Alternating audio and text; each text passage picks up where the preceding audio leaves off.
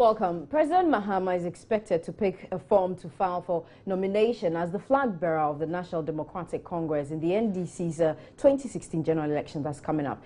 The president will be the second after the party's youth leader in Oyarifa, George Boateng, who picked a form last week to contest him. President Mahama is expected at the party head office at 1 p.m. today for the exercise. For a brief analysis on the implication of Mahama's decision to seek re-election in the 2016 election and his possible chances, my colleague from Joy News political desk, Malik Dab, joins me in the studio.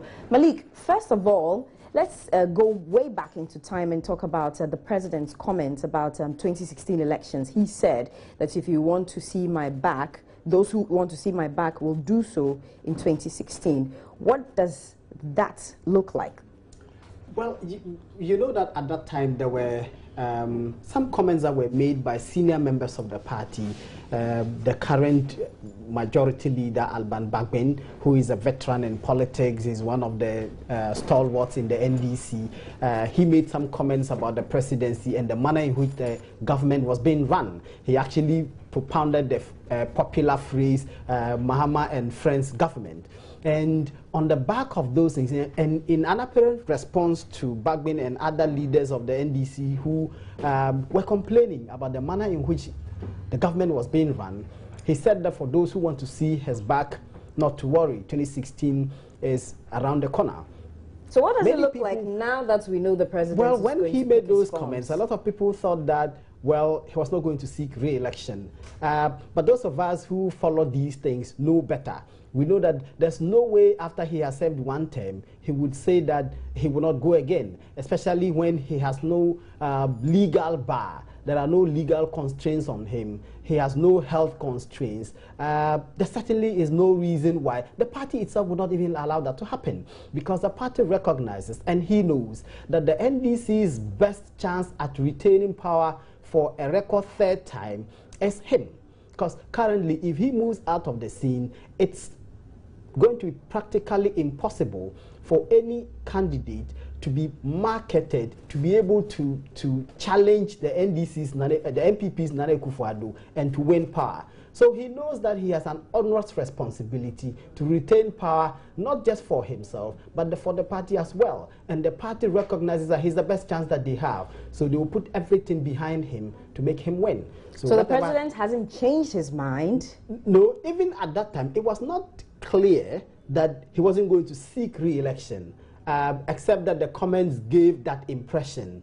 But we all know that power is too sweet. See my back is an expression everybody understands. Power is simply too sweet for one to serve one term and just move out. As I said, when there are no barriers, there are no legal barriers, there is no health constraints on him, he certainly will seek re-election. And it's not just up to the president to decide. No, it's not just up to the president to decide. It's up to the party itself. He's a leader of the party, but of course, the party, it was on the party's ticket that he became the first gentleman of the land. So he cannot just take a decision without recourse to the interests of the party and what the party thinks and believes. So he would take that decision in recognition of what investment the party has made in him, because the party invested heavily in him, for which reason he has become president. If it is the party's wish that he goes second term, even if that was not his original idea, this is what the party wants. And this is a party that has given you a platform on which you have become a president. You do not want to disappoint that party. A party of millions of people,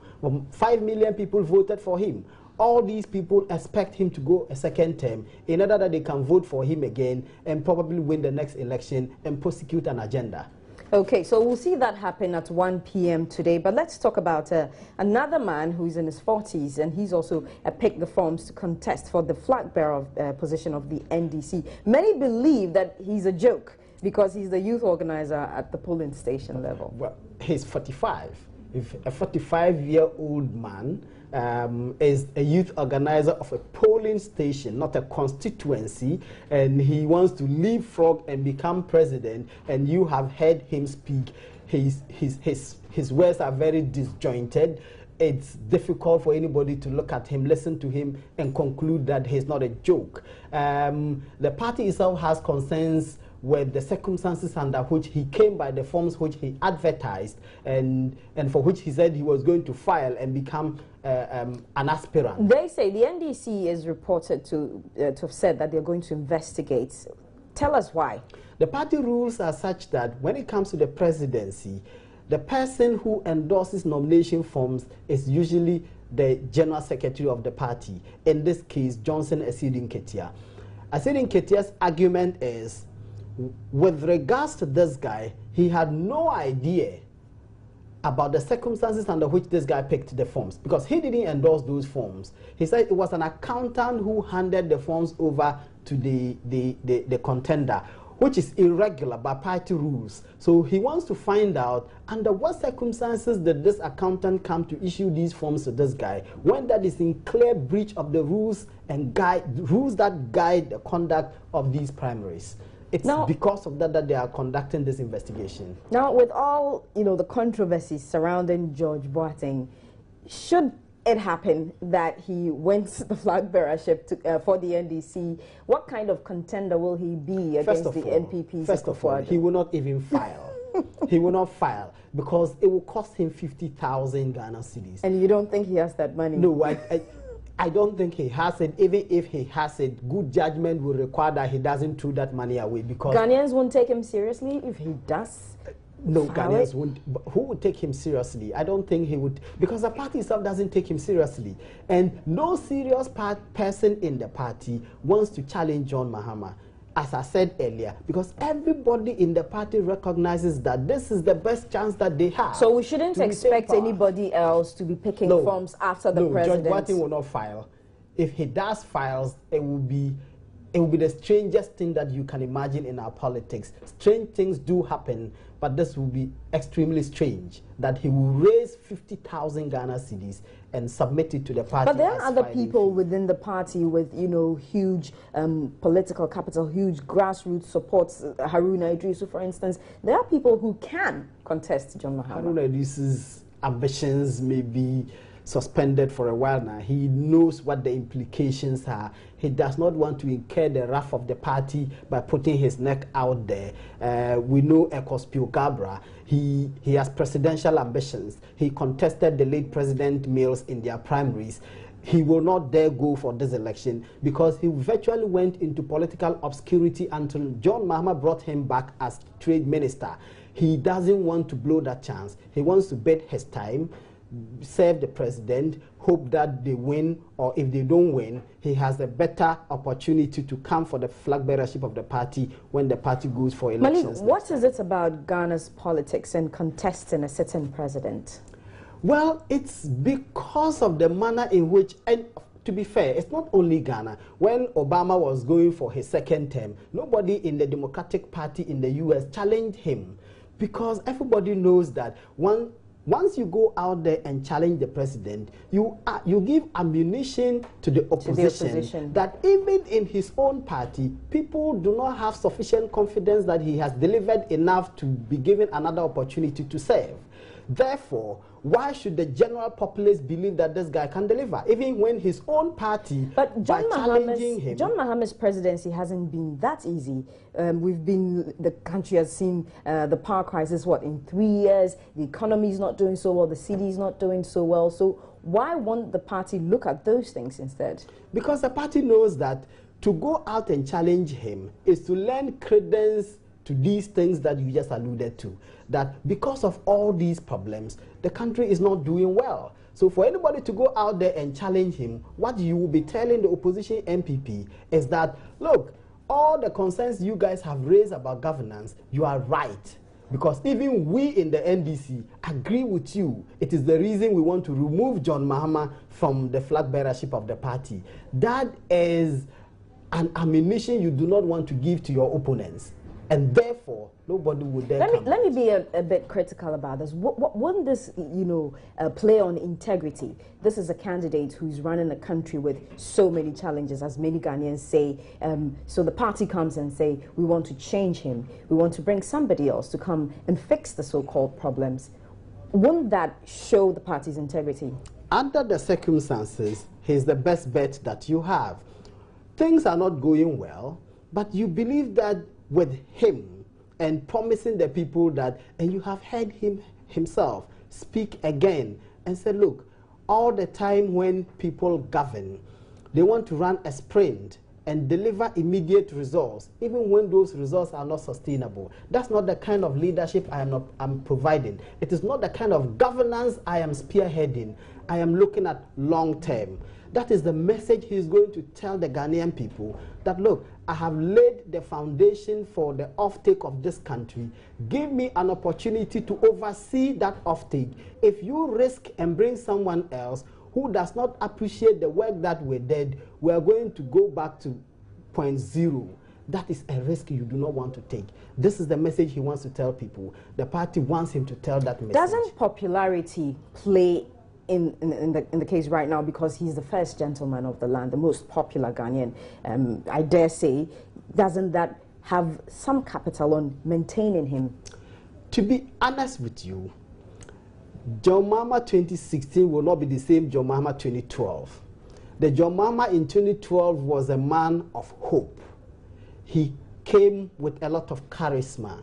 He rode on the back of a not very strong president who was leader of the country at the time, John Mills. He represented a certain hope and excitement, and somebody a lot of Ghanaians were willing to give a chance. In 2016, he no longer is that candidate. The people have tried and tested him. They have seen what he can do. He is no longer the man who, when he spoke, people took him for his word. Now when he speaks, people are going to measure him against what he has done. So he's certainly a different candidate going into 2016. So it will be a real test for his personality as well. Absolutely. Because now he's not riding on the back of what President Mills left behind. Now he's coming as his own man. Yes, he rode on the back of what people didn't know. Because people didn't know him. Of course, he was vice president. We saw him around the world doing things for them. Let's measure that. So looking at John Mahama as an individual, as a personality, what are his chances without considering his predecessor? I think he certainly has a more uphill task next year than he did in 2012.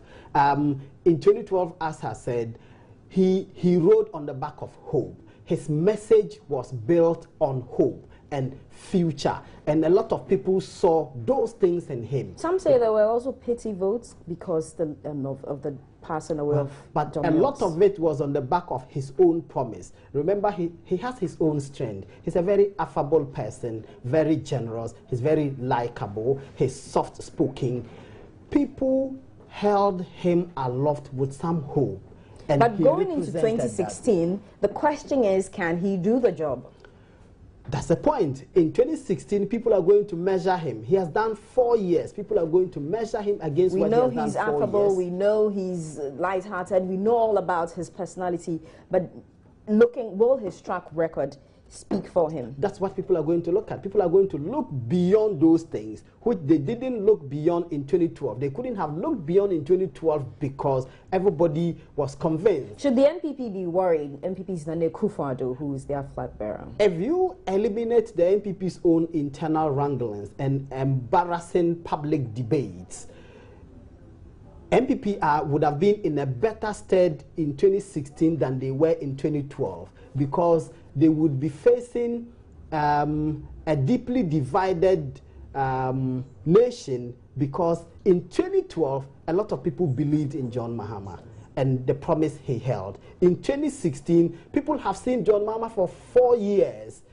Do the people still hold those beliefs? When you talk to people who wore John Mahama's t-shirt and wore his caps and campaigned for him, when you talk to them in 2015, they will tell you that they won't do that in 2016. That means the president certainly has lost some people. Of course, he would have gained some, but he would have lost a lot more than he would have gained in 2016. Okay. Ordinarily, that should help the NPP. But the NPP's own internal wranglings. They've got their own internal issues to deal with. Okay. May outdo them. Thank you very much. We'll leave it here. That's Malik Dabu from Our Politics.